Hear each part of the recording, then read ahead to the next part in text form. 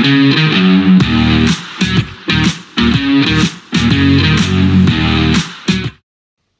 welcome back to the Supercoach Nuff channel. In this video we're going to review week 9 of the 2024 NFL Dream Team season.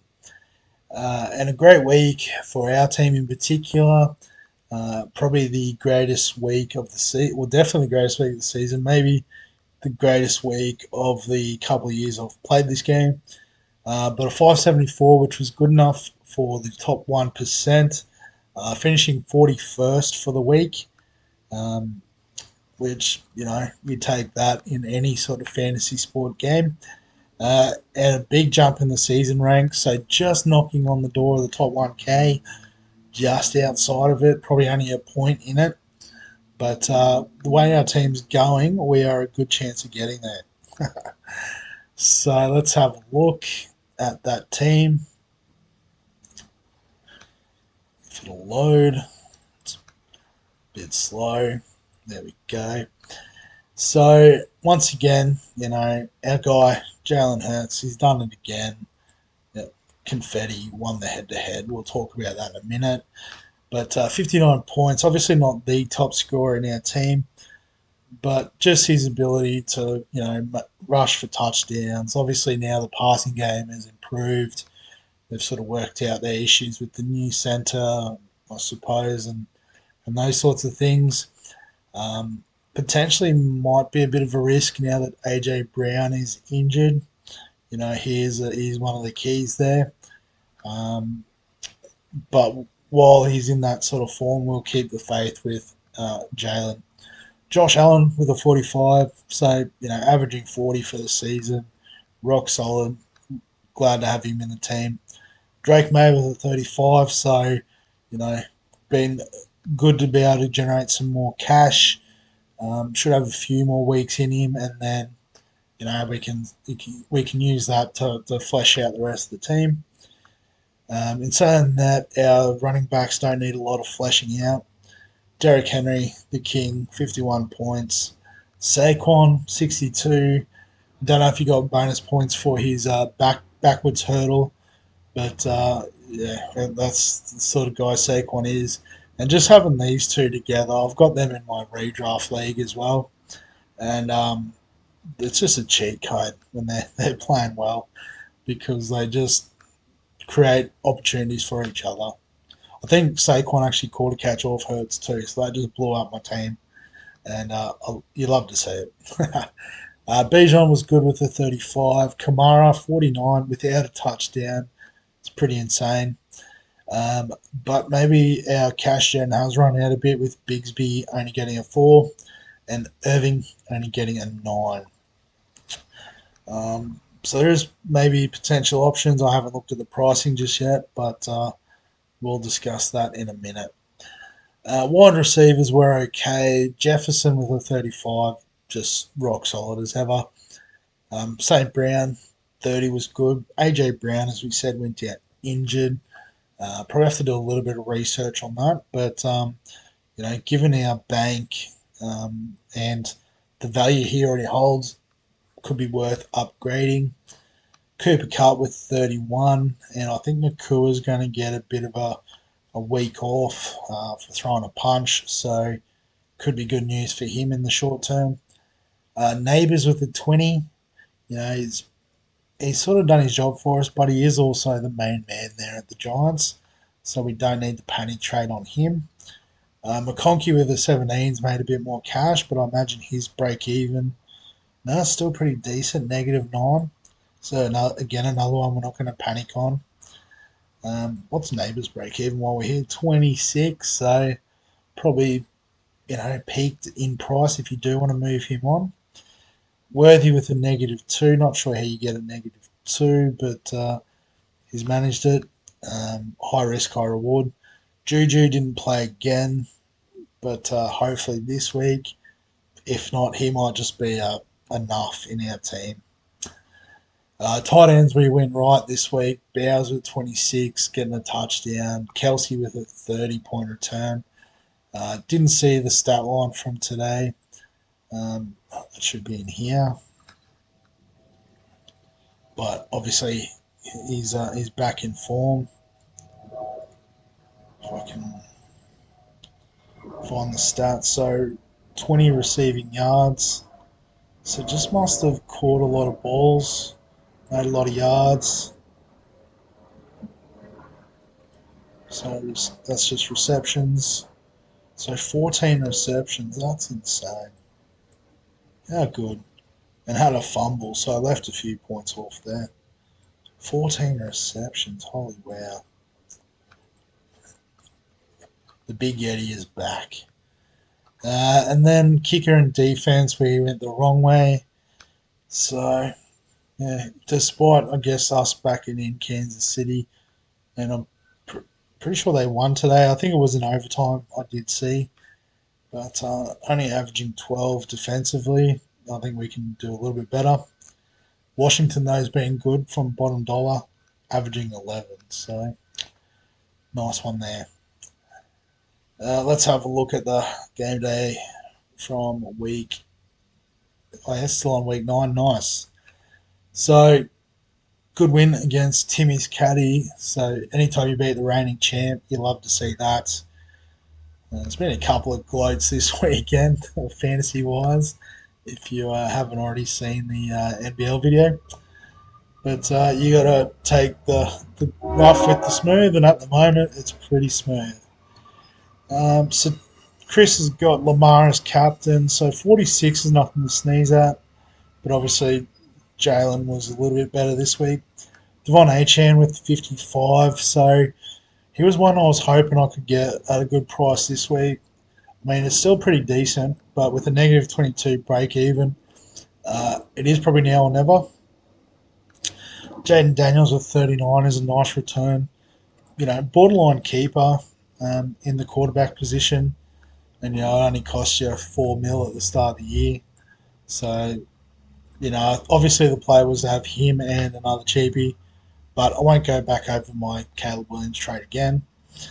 Kyle Pitts was a little bit flat, and I guess, yeah, like had Henry, Saquon, so I guess really it come down to maybe just a couple of the running backs. A little, I know HN was 55, so maybe just like the likes of Cup and Kelsey returning a bit more than Chase and Pitts, for example. So that's about it. Anyone else get up around 570? Not quite. A couple of good scores though. 559 for Postman Pats. So we'll give him a shout out. Tim's captain Saquon. That worked out pretty well. It's got Lamar, Derrick Henry, Alvin Kamara. Played Drake May. That's interesting. Who's your third quarterback then? Oh, Caleb Williams. Fair enough. So don't hate that as a strategy. It's risky having the sort of second streaming quarterback, but creating some value. Devonta Smith will probably be a nice one to have for the next few weeks, depending on AJ Brown's injury. But yeah, Jefferson, Garrett Wilson with a 51. So, you know, I guess it's one of those things with Devontae Adams. They sort of open up the field for each other. So, another one we might have traded out too early. I think there was another one, not quite 550, but Mahomes, Mauito. Thomas's team, 547 is a pretty good score. Lamar Jackson, 92. Henry Kamara, Daniels, Robinson, Saquon. So a lot of similar players to what I had, which was nice. I don't think I really missed anyone other than Daniels. Kareem Hunt on the pine for 36 is good. But we might just have a quick look at the players as well. See if there was any other standout scores this week. Top score 67. So JSN. So well done if you were on him. 67 points. Joey Burrow was 60. I think he threw about 5 touchdowns or something ridiculous. So well done if you're on him. Zay Flowers had a good week, 54. Garrett Wilson, we touched on. Geno Smith was pretty good. I guess obviously if JSN's going alright, Geno's going alright. DeAndre Hopkins, so I think he scored 2 touchdowns this week.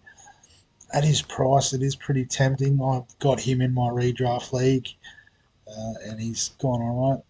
So yeah, this is the one I was interested in for a bit of cash gen. Chase Brown, but he's already at 11.5, so it's basically a sideways sort of move. But a -1 break even means he is going to make some money. What's his 3 rounds?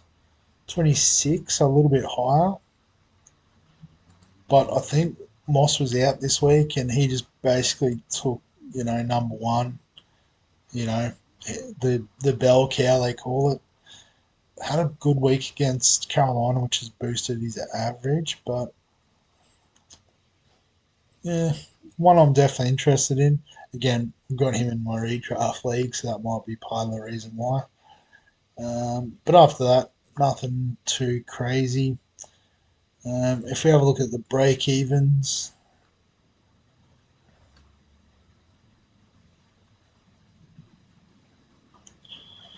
so it's just taking a while to load. So Mike Gesicki had a big one, 49, I guess. Probably a couple of touchdowns there from Joey Burrow. JSN, -28, but on the bye this week, so one to keep in mind for next week as a mid-price cash cow.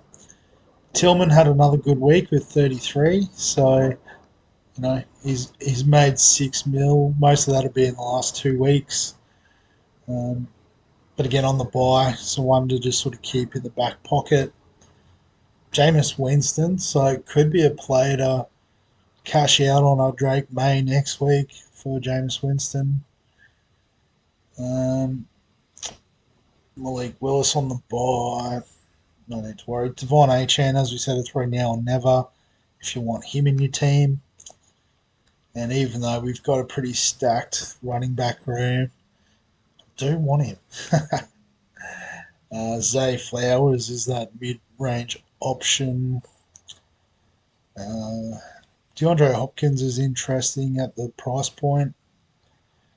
Um, Mason Rudolph, I guess, as a mid-price quarterback, probably would prefer Jameis Winston at the cheaper price. Matt Collins is probably a bit too up and down to worry about. I guess if you want Travis Kelce, get on now. He's don't think he's going to be cheaper for the next few weeks. Um,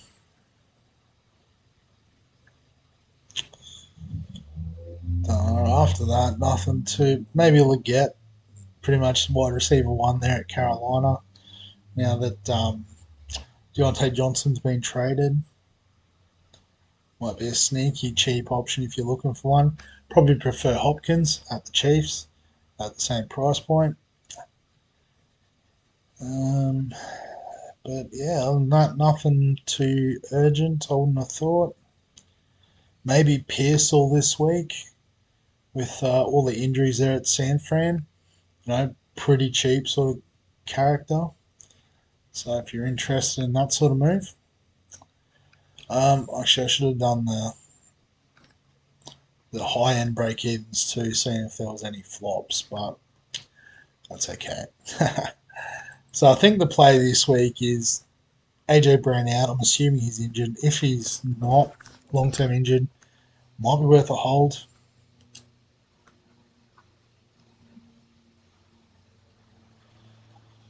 But it's going to take forever to load the wide receivers up. So Jamar Chase still on top, um, despite a colder week this week. But is 50% owned, so would be good to have that coverage. Could get CeeDee Lamb back, but could get Wilson back too, I suppose. Drake London's been okay. Terry McLaurin's been good with Jaden Daniels. Godwin's line through him. So I guess it sort of tails off when you look at averages. I wonder how far away Nico Collins is. I guess if AJ Brown's out, the obvious move is just to go sideways to Devonta Smith, who becomes the number one target. Um, yeah, I don't think we're going to find any more value if we keep scrolling down. Now go by average just to catch anyone who's been out injured like AJ Brown. So yes, obviously Nico Collins. I can't remember what his story is. Cooper Cup we've already got. Rashi Rice out for the year. T Higgins is quite high up, so I guess the obvious choice is Jamar Chase. So we could do that. So just have a look. Is there anyone else that we're sort of missing? Because really happy with our quarterback situation. Happy with our running back situation. There is that luxury move of bringing Achane in. Because let's think about it. Barkley's had his bye. Derrick Henry's he had his bye. So I guess if we've still got a few buys to get through, I think Achane isn't the silliest idea. Because Miami have had their bye from memory. So yeah, he misses round 14. Bijan, not sure.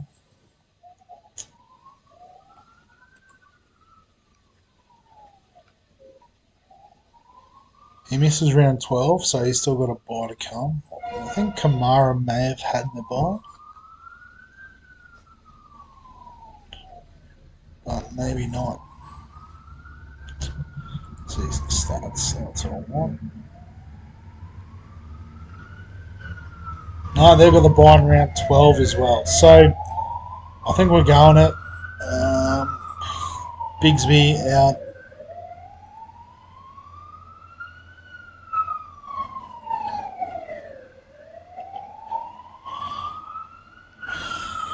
Where is he? I'll go by this week's points and be smart. Achane in. So we're essentially locked there. I guess I do need to be mindful of trades because I was thinking of maybe boosting because this money on the bench isn't ideal. It's going to be for a wide receiver, but the question is who. Let's go averages again. Let's just filter them out. Wide receivers.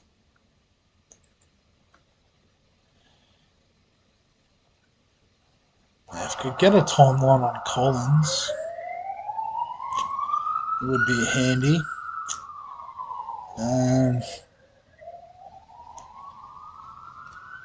Because other than that, hurry. We've got Jefferson, we've got Chase now. Could go back to CeeDee Lamb. Got Cup. And go back to Wilson. Yeah, so I don't think it's worth a boost anyway. Unless, Collins was back this week, for example. Then I'll probably pull the trigger. It'd have to be, I think, Neighbours. McConkey's still got a nice break even.